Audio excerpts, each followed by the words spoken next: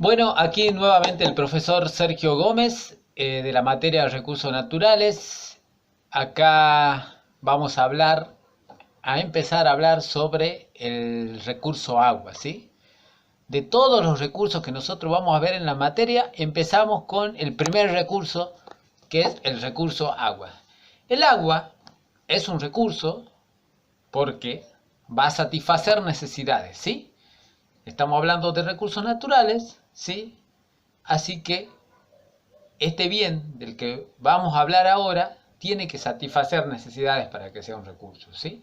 Y tiene que ser la naturaleza la que la provea para que sea un recurso natural, ¿sí? El agua, según la definición química, vendrían a ser dos moléculas de hidrógeno y una de oxígeno. Pero en la naturaleza no existe el agua en ese estado puro, ¿sí? Sino que tiene diluida cierta cantidad de sales, ¿sí? Puede tener muchas sales o pocas sales. De ahí surge una primera clasificación del agua que es en función de su composición, ¿sí? De ahí surge la clasificación del agua en agua dulce y agua salada, ¿sí? El agua salada es aquella agua que tiene mucha concentración de sales, ¿sí? Tiene muchas sales. Por ejemplo, el agua de mar, el agua de los océanos, ¿sí? Y en contraposición, el agua dulce es aquella agua que en realidad no es dulce, sino que tiene poca concentración de sales. Por ejemplo, el agua de los ríos, de los lagos, ¿sí? Las aguas continentales, en fin, ¿sí? Entonces, tenemos una clasificación del agua en función de su composición, en función de la cantidad de sales que tiene disuelta. Mucha, agua salada; poca, agua dulce, ¿sí? Y después tenemos una clasificación a su vez del agua dulce, solamente del agua dulce, en función de su ubicación, que pueden ser agua de glaciares, agua subterránea, agua de aguas superficiales, ¿sí? De ríos, lagos, ¿sí?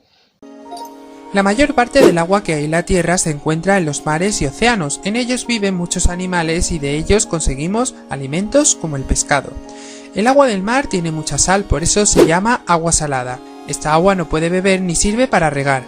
Para poder utilizar el agua del mar hay que eliminar la sal. Es un proceso muy costoso que se consigue en instalaciones industriales llamadas plantas desaladoras. El agua de los continentes normalmente tiene poca sal.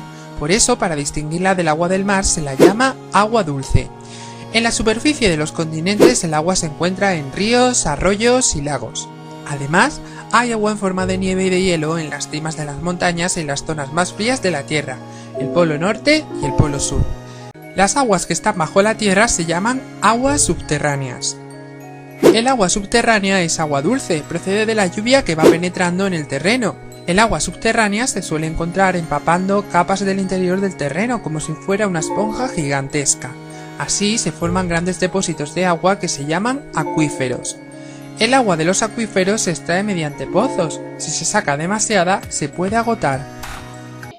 Después tenemos aparte el agua, lo que vendría a ser el concepto de agua potable, que es el agua apta para el consumo humano según la Organización Mundial de la Salud, que tiene que tener ciertas características, ¿sí?